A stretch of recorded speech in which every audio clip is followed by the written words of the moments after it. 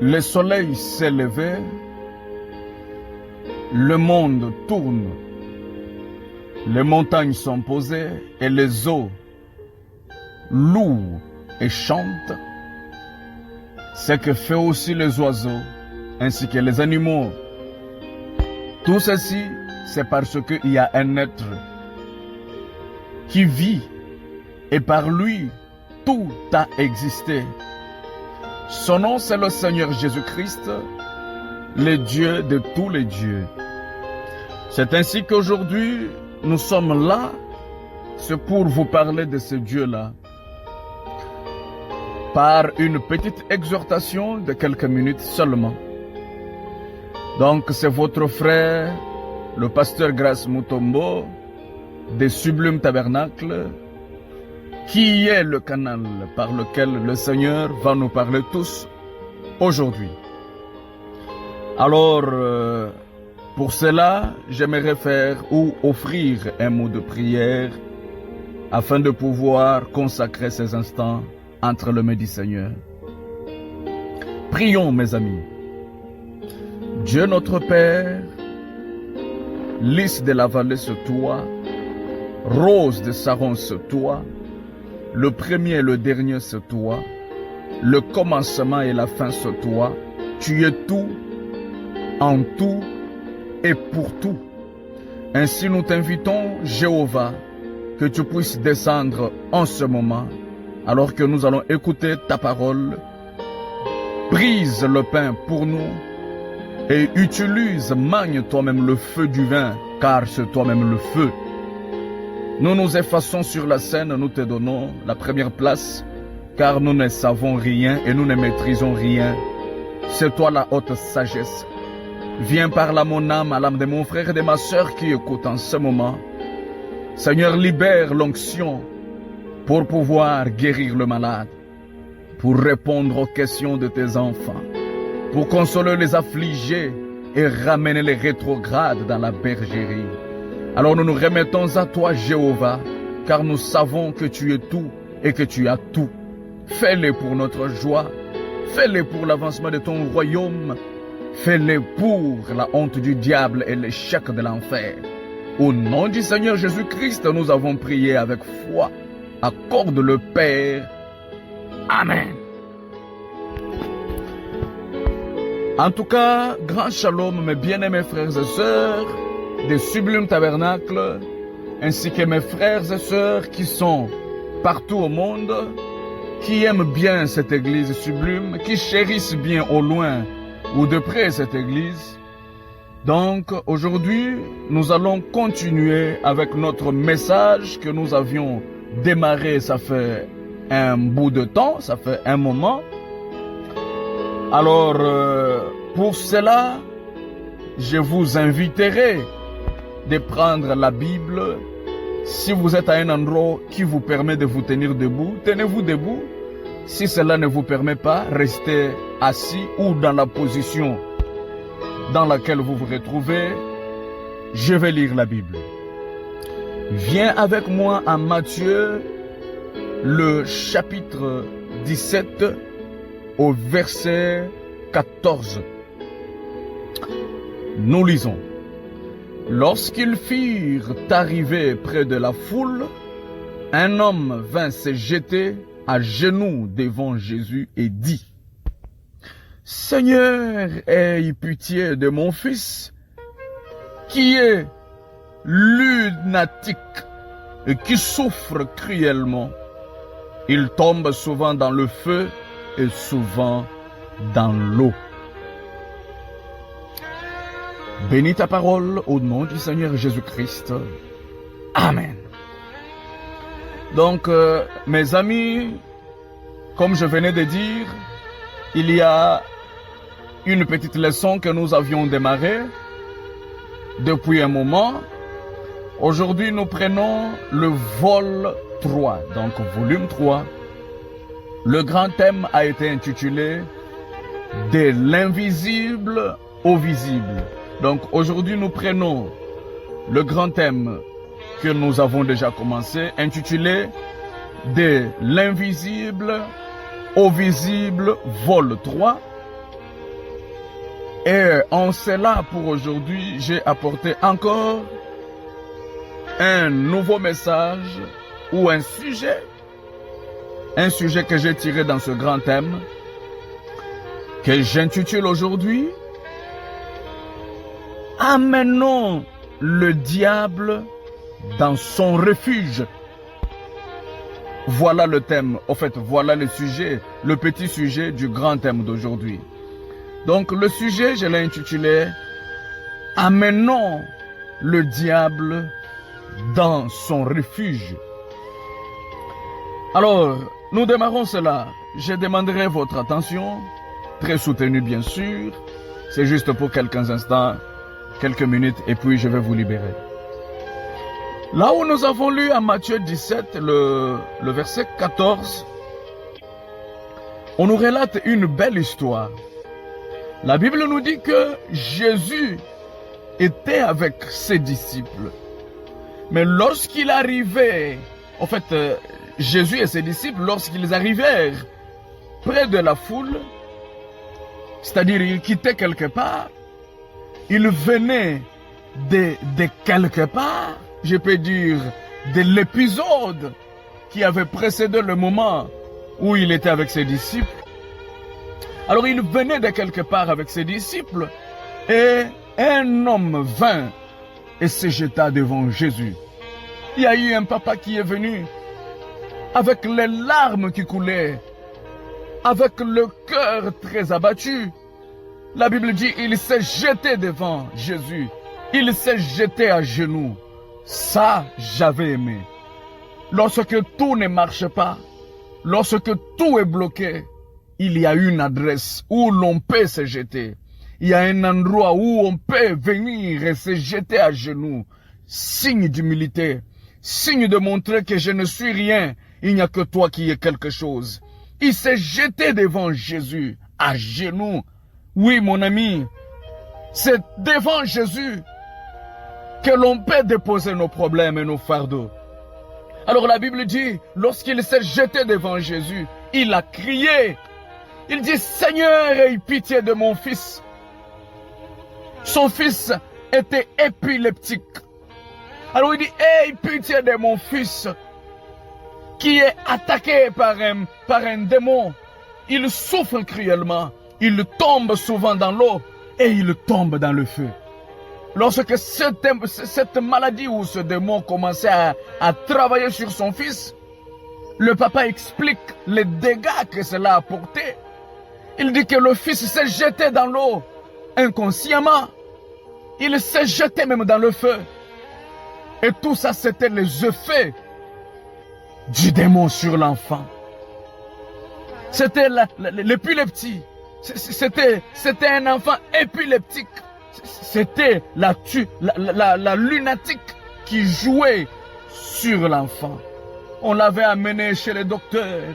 On l'avait amené chez les devins. On avait tout fait. Personne n'a pu donner solution à cet enfant. Il va aller plus loin même pour dire, je l'ai amené à tes disciples et ils n'ont pas pu le guérir. Oh là là.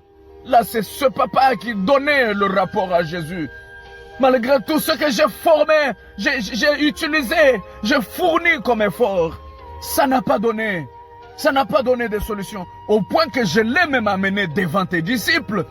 Tes disciples ici présents, personne n'a pu guérir mon enfant. Oh, mais là, ça a révolté Jésus. Lorsque Jésus a appris que l'enfant a été amené même devant les disciples et que les disciples n'ont pas pu faire quelque chose. Les disciples n'ont pas pu réagir positivement. Cela a emporté Jésus dans ce que j'appellerais ce matin, dans une sainte colère.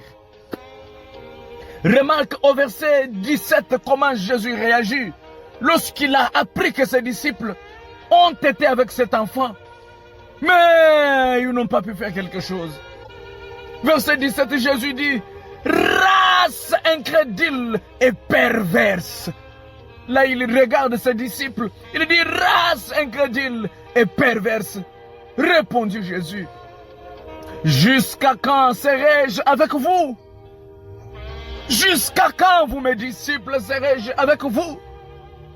Il dit, jusqu'à quand vous supporterai-je? Comment on peut amener cet enfant? Et vous, les disciples, vous êtes là. On retourne avec le même problème. On retourne avec la même maladie. Jusqu'à quand vous supporterai-je, vous, race de vipères? Jusqu'à quand? Écoutez, et après avoir vu cet étonnement, Jésus dit, amenez-les-moi ici. Mais la chose qui m'a tiqué, qui m'a étonné, c'est de voir que Jésus s'est emporté en parlant à ses disciples. Comment il s'est emporté ainsi? Qu'est-ce qui a fait que le Seigneur puisse s'emporter comme ça? Amen. Oui, mes amis, c'est parce que Jésus a eu à rester avec eux depuis longtemps. Ils ont vu la multiplication des pains. Les disciples ont vu plusieurs miracles pendant qu'ils étaient avec Jésus. Ils ont vu comment Jésus a guéri les malades. Ils ont vu comment Jésus a multiplié le pain. Il a multiplié le poisson. Après avoir vu toutes ces choses, après avoir vu tout ce miracle, vous les disciples, vous êtes toujours à un niveau où vous ne pouvez pas faire quelque chose pour quelqu'un. Il faut qu'on m'amène toujours moi. Après avoir vu tous les miracles, après avoir entendu tous ces enseignements, après avoir écouté toutes ces exhortations, après avoir écouté toutes ces prédications, vous êtes toujours là à ne pas trouver des solutions aux problèmes. C'est pourquoi Jésus, il pouvait dire, jusqu'à quand serai-je avec vous? Jusqu'à quand resterai-je avec vous? Écoute au verset 20, comment il dit, c'est à cause de votre incrédulité. Parce que les disciples pouvaient lui poser la question, qu'est-ce qui a fait que nous, quand on a prié, cet enfant n'était pas guéri? Il dit, c'est à cause de votre incrédulité. Je vous le dis en vérité, si vous aviez de la foi, comme un grain de sénévé, vous diriez à cette montagne, transporte-toi d'ici là. Et elle se transporterait. Rien ne vous serait impossible. Rien ne vous serait impossible. Après avoir entendu tous les enseignements que je vous ai donnés, vous avez entendu, on a parlé du troisième épaule, vous avez entendu le témoignage de la sœur Ati, vous avez entendu le témoignage de la résurrection du petit poisson, vous avez entendu le témoignage de la mère opossum. Mais jusqu'à quand vous serez toujours en train de vous plaindre devant les démons? Jusqu'à quand vous allez fuir même le petit démon? Oh là là! Oh là là! Cela avait déchiré le cœur du Seigneur, comme ça déchire mon cœur ce matin. Épouse de Jésus, jusqu'à quand? Jusqu'à quand auras-tu à pleurer devant des problèmes? Jusqu'à quand auras-tu à gémir devant des situations? Après avoir entendu tous ces enseignements au Sublime Tabernacle, après avoir entendu tous ces enseignements dans vos églises, pendant que les portes des églises étaient ouvertes, mais voilà aujourd'hui, il suffisait que l'on ferme les portes des églises pour quelques instants. Tous vous devenez rétrogrades. Personne n'a le souffle de prière. Personne ne peut encore compter sur Dieu. Tout le monde est devenu faible. Jésus regrette encore ce matin. Jusqu'à quand vous jusqu'à quand je dois vous supporter? Jusqu'à quand? Jusqu'à quand? Il dit, c'est à cause de votre incrédulité. Comme je peux dire ce matin, c'est à cause de votre incrédulité, à cause de votre relâchement.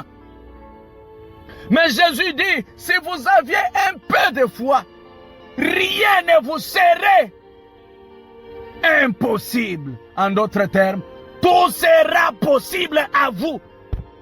Avec la foi, rien n'est impossible. C'est pourquoi frère Branham dit, dans l'attitude, et qui est Dieu? Au point 12, il dit, Josué arrêta le soleil. Est-ce vrai? Oui, c'est vrai, frère Branham. Josué avait arrêté le soleil. Il dit, quelqu'un a dit, tout est possible à Dieu, rien n'est impossible à Dieu. Là, c'est faux. Madame dit, il y a quelqu'un qui avait fait une déclaration que tout est possible à Dieu. Rien n'est impossible à Dieu. Oui, c'est vrai. Maintenant, écoutez, je ne sais pas si tu vas croire ce que Branham va ajouter. Il dit, c'est vrai que tout est possible à Dieu. Mais, tout est possible à vous aussi. Rien n'est impossible à ceux qui croient. Branham dit, tout est possible à Dieu. Oui, c'est vrai, mais à vous aussi les croyants, à vous aussi l'église, à vous aussi le disciple, tout est possible à vous. Rien n'est impossible à ceux qui croient. Il ajoute encore, tout est possible. Il dit, bien, je crains que l'église n'ignore son autorité. Voilà le problème que Jésus avait avec ses disciples. C'est le même problème que Branham a avec l'église aujourd'hui. Branham dit, je crains que l'église n'ignore son autorité. Il dit, je crains que les hommes nés du Saint-Esprit ne croient, inconscients de leur autorité. Les gens aujourd'hui sont inconscients de leur autorité. Même devant un petit devin, les gens tremblent. Oh, on a dit qu'on va jeter des fétiches là où je travaille. On a dit qu'on va jeter je ne sais pas, des cansondas, si c'est de quoi là. On va me jeter les mauvais sorts. On a dit. Branham dit, je crains que les gens ignorent leur autorité. Oh, j'ai envie de te dire, mon frère et ma soeur, tu y as une autorité. Tu ne peux jamais craindre devant des problèmes. Tu ne peux jamais craindre devant des situations. Pourquoi? Tout est possible à Dieu, mais tout est possible à toi aussi. Grâce Mutombo, avec mes erreurs, avec mes péchés ici, avec mes faiblesses, tu dis que tout est possible à moi. Oui, frère Branham dit, la prière, même un faible de tous les croyants, la prière faite par un faible de tous les croyants. Qu'est-ce qu'un faible? Celui qui vient de croire même il y a une minute. Un faible de tous les croyants. Sa prière, Branham dit, sa prière fait trembler l'enfer et son chef. Amen. Tu vois toi qui tremble devant le démon, ta prière à toi fait trembler l'enfer et le diable. Dites Amen. Oui, mon ami. C'est pourquoi frère Branham dit, Dieu a donné l'autorité à son église. Église du Dieu vivant, réveille-toi de ton sommeil. Tu es une autorité. Et l'autorité ne craint personne. L'autorité est foule. L'autorité est roi. L'autorité est chef. C'est pourquoi même la Bible déclare, tout ce que vous lierez sur la terre sera lié au ciel. Et tout ce que vous délierez sur la terre sera délié au ciel. Dites un peu, je suis une autorité. Crie un peu là où tu es, je suis une autorité. Tu es autorité sur les démons. Tu es autorité sur le diable. Tu es autorité sur les cancers. Tu es autorité sur le Covid-19. Tu es autorité sur n'importe quelle maladie. Autorité sur la pauvreté. Autorité sur le chômage. Autorité. Alléluia. C'est pourquoi la Bible dit en Psaume 82, le verset 6. Là, c'est Dieu même qui déclare ce que j'ai dit. Dieu dit, j'avais dit. Psaume 82, 6. J'avais dit. Qui dit ici? C'est Dieu. J'avais dit, vous êtes des dieux. Vous êtes tous des filles, en fait des fils du Très-Haut. C'est Dieu qui te déclare que vous êtes des dieux. Oh, mais si toi tu ne crois pas, moi je crois que moi, grâce Mutombo, je suis Dieu. Pourquoi? Parce que c'est Dieu lui-même qui m'a donné cette divinité. C'est Dieu lui-même qui m'a donné cette autorité. La Bible dit, vous êtes des dieux. Vous êtes tous des fils du Dieu très haut. Si tu es un fils de Dieu, alors tu es Dieu. Le chien ne peut pas donner bas ou alors donner naissance à une chèvre. Le chien ou le chien ne mettent bas qu'à des chiens. Et Dieu donne naissance qu'à un autre Dieu. Tu es Dieu. tu es autorité. La Bible dit vous êtes des dieux, mais cependant vous mourrez comme des hommes. Vous tremblez, alléluia. Pourquoi vous tremblez? Vous êtes des dieux, mais vous mourrez comme des hommes. Là c'est la Bible. Tu es Dieu, mais tu trembles comme si tu es... Qui t'a dit que toi tu es congolais? Qui t'a dit que toi tu es américain? Qui t'a dit que toi tu es africain? J'aimerais te dire, toi tu es du pays éternel. Dieu tout-puissant n'a pas d'origine. Il remonte d'origines éternelles. Tu es au-dessus du Congolais. C'est vrai que tu es venu au monde par le canal d'un pays qu'on appelle je ne sais quoi. Mais toi, tu es d'un autre pays, d'un pays céleste. Tu es Dieu. Dites un peu, je suis Dieu. Oui, mon ami. Oui, mon ami. Alors, comme tu es Dieu, tu peux appeler les choses à l'existence. Tu peux appeler de l'invisible au visible. Parce que Dieu est un créateur. Tu es un créateur. Il faut vraiment dire que nous sommes des créateurs d'atmosphère. Or, toutes choses se créent dans l'atmosphère. Si l'atmosphère peut être créée déjà par toi, cela veut dire l'argent, l'or, tout peut être créé par toi. Alléluia. Mais je voulais un peu... Je t'ai dit que je parle ce matin sur un message que j'ai intitulé « Amenons le diable dans son refuge ». Alléluia. Amenons le diable dans son refuge. Je vais brosser ça pendant quelques minutes seulement et puis on prie. Viens avec moi. Fobana prêcher un message qu'il avait intitulé « Là où je pense, les pentecôtistes ont failli ». Prêcher le 11-11-1955. Au point 69, écoute ce que dit le Saint William Marion Branham. Branham, le prophète de Dieu, il dit, j'avais un vieux chien et j'aime chasser la nuit. Branham parle de l'histoire d'un chien qu'il avait. Il dit, mon chien là, il chassait avec ce chien là. C'était un chien de chasse. Branham dit, lorsqu'il partait dans le champ avec ce chien, il dit, ce chien là, il obligeait tout ce qu'il y avait dans le champ à se réfugier dans des arbres. Lorsque Branham entre avec son chien, dès que le chien entre dans le champ, la présence du chien obligeait tout autre animal de fuir, de se cacher dans des arbres, de se réfugier dans des arbres. Branham dit, il obligeait tout ce qu'il y avait de se réfugier dans des arbres. Quand on parle du refuge, on ne peut se réfugier que quand il y a un danger. Donc, le chien de Frère Branham, sa présence était un danger pour chaque animal qui était présent.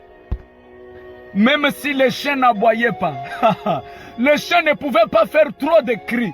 Mais le fait que sa présence était là, sa présence était un élément gênant, sa présence était un danger permanent pour chaque animal, pour chaque reptile qui était dans les bois. Alors Frère Branham dit, il obligeait chaque chose de se réfugier dans des arbres.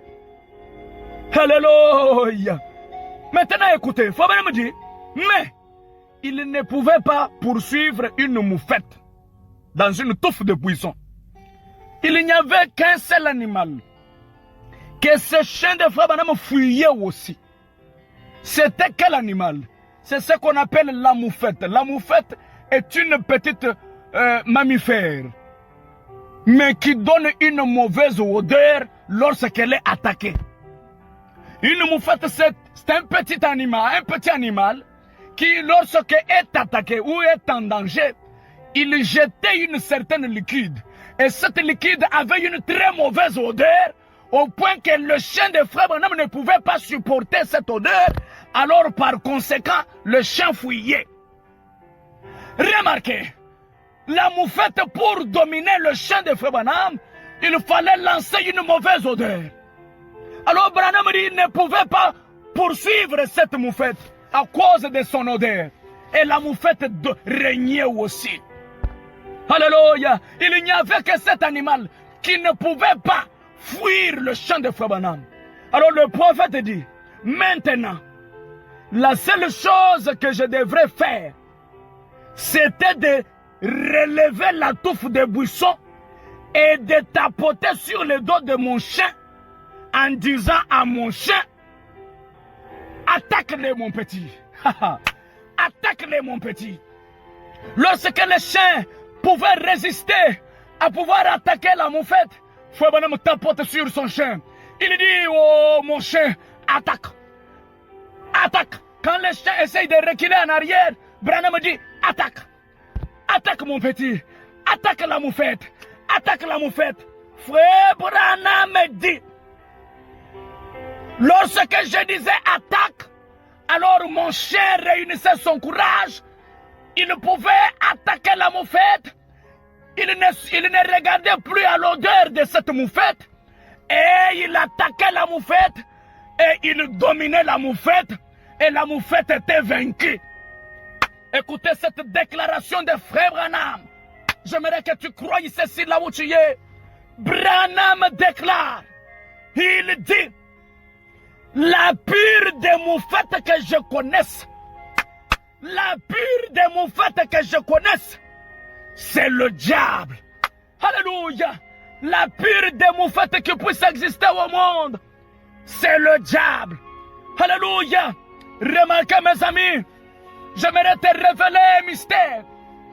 La moufette, pour dominer le champ de Frère Branham, il fallait lancer une mauvaise odeur. C'est la même chose que le diable fait. Frère Branham dit, le péché a une mauvaise odeur au devant de l'Éternel. Quand le diable veut fragiliser l'Église, il envoie le péché. Quand le diable veut te dominer, il te donne le péché. Il te donne une mauvaise odeur devant l'Éternel. Et lorsque tu as déjà cette mauvaise odeur, tu n'as plus la force de prier. Tu vas commencer à te rappeler aux mensonges que tu avais trompés. Tu te rappelleras au péché que tu avais commis. Tu te rappelleras en 1800, j'avais fait ceci. Et là, tu n'as plus la force de prier. Et là, tu n'as plus la force d'attaquer le diable. Ce matin, ne regardez pas à la mauvaise odeur du diable. Ne regardez pas au péché que tu as déjà commis. Au nom de Jésus, nous te disons ce matin, attaque. Attaque la moufette. Le diable, c'est une moufette. Le diable, c'est une moufette. Frère Branham dit, la seule chose que nous avons à dire ce matin, c'est attaque-le mon petit. Comme il disait à son chien, toi aussi dites là où tu es, attaque-le mon pasteur. Attaque-le mon pasteur. Frère Branham dit, il s'introduisait alors et attrapait la moufette. Et maintenant la chose que vous devez aussi dire ce matin, pour vaincre le diable, Branham dit, c'est de dire, attaque-le. Attaque-le. Attaque la maladie. Attaque les démons. Attaque le célibat. Attaque le manque du Saint-Esprit. Attaque ceci. Attaque cette souffrance. Branham dit, comment vous allez dire attaque? Il répond lui-même. Il dit, c'est simplement en disant, Amen. Amen. Amen. Amen. Branham dit, en disant Amen de temps en temps. En disant seulement Amen. Pendant que je prêche, toi lorsque tu dis seulement Amen, Alléluia, tu es en train d'attaquer la moufette qui est le diable. Oh, même si tu es malade là où tu es, la Bible dit, par ces meurtrissures, vous êtes déjà guéris. Toi, dis seulement Amen. Même si tu n'as pas d'argent, la Bible te dit, vous serez la tête, non la queue. Toi, dis seulement Amen. Lorsque tu dis Amen, tu es en train d'attaquer le diable. Il va reculer. Rien que par un Amen, tu peux te délivrer ce matin. Rien que par un Amen ou au message, tu peux être sauvé. Si tu crois le message de l'heure, tu as attaqué le diable dans tous les domaines et tu l'as déjà vaincu. Alléluia. Alléluia. C'est pourquoi, comme frère Branham avait dit, que lorsque la moufette était attaquée par mon chien, il obligeait la moufette de se réfugier. C'est pourquoi frère Branham dit aussi, lorsque vous dites Amen de temps en temps, écoutez, nous obligeons les diables à se réfugier dans un arbre. Branham dit, quand tu dis Amen, tu es en train d'obliger le diable de se réfugier dans un arbre. Si le diable était dans ton corps, qu'il sorte et qu'il se réfugie dans un arbre. Qu'il se réfugie dans un arbre. Or, un arbre a été toujours le type d'un homme. Si le diable avait mis le cancer dans ton corps, nous obligeons le cancer ce matin de se réfugier dans des incroyants, de se réfugier dans le camp du diable lui-même, qu'il se réfugie dans son propre camp. Toi, tu es un fils de Dieu, toi, tu es né à être libre. Que le diable sorte, que la pauvreté quitte ta maison, qu'elle puisse se réfugier ailleurs. Que la maladie quitte et qu'elle se réfugie ailleurs. C'est pourquoi mon message il est intitulé « Amenons le diable à son refuge ». Qu'il se réfugie ailleurs, non pas dans tes affaires, non pas dans ta maison, non pas dans tout ce que tu fais. Et frère Branham dit, lorsque le prédicateur prêche et que les croyants sont en train de dire Amen, il dit en ce moment-là, les maladies sautent dans un coin, les problèmes quittent le corps. Il dit en ce moment-là, même le Saint-Esprit entre dans le cœur. Alors reçois le Saint-Esprit, reçois la délivrance. Que le diable puisse se réfugier dans un coin, qu'il puisse se réfugier dans un autre endroit, qu'il quitte ta maison, qu'il se réfugie ailleurs. Pourquoi? Parce que tu es un danger permanent pour le diable. Tu es un danger pour le diable. Qu'il puisse se réfugier ailleurs. Au nom de Jésus-Christ, soyez libres. Au nom de Jésus-Christ, soyez libres. Au nom de Jésus-Christ, que le diable quitte ta famille, ton foyer, ton église, tout ce que tu as, là où il avait mis son doigt, qu'il puisse quitter et qu'il aille se réfugier ailleurs. Au nom de Jésus-Christ. Amen. Merci Seigneur Jésus-Christ. Je déclare tes enfants bénis. Donne-leur le désir de leur cœur. Alors que j'ai déclaré une bénédiction sur eux. Au nom puissant de Jésus-Christ notre roi. Amen. Shalom. À la prochaine. Le soleil s'élève.